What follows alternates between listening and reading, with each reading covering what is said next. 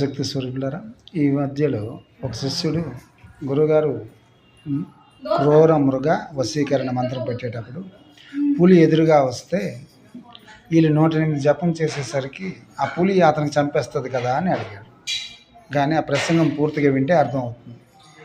మన రైతులు పొలాలు ఆక్రమించిన మృగాలకి మాత్రమే, లేక జన సంచారం ఉండే ప్రాంతంలోకి మృగాలు వస్తే మాత్రమే ఆ మంత్రాన్ని ప్రయోగించాలి.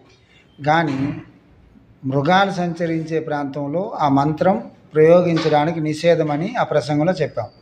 కాగా ఎక్కడైనా భయం ఉండేటప్పుడు బయలుదేరేటప్పుడే, అంటే ఆ పని మీద నువ్వు బయలుదేరేటప్పుడే ఇంట్లోనే 108 సార్లు జపం చేసుకొని అక్షతలు పట్టుకొని వెళ్ళవలసి ఉంటుంది. పులి వచ్చేసిన తర్వాత నేను జపం చేస్తానంటే అవుతుందా? కాదు కదా. కాగా సాధన కూడా ముందు పూర్తి చేసి ఉండాలి కదా. అర్థం చేసుకోండి. ప్రసంగాలు 1-2 సార్లు వింటే మొత్తం అర్థమవుతుంది. దివ్యాత్మ స్వరూపులారా, సాధనలు చేస్తున్నాం మన రక్షణ కోసం. శక్తివంతంగా ఉండాలి, నిబద్ధతగా ఉండి సాధన చేసి ఒక పరీక్ష కాలంగా చేసి చూద్దాం.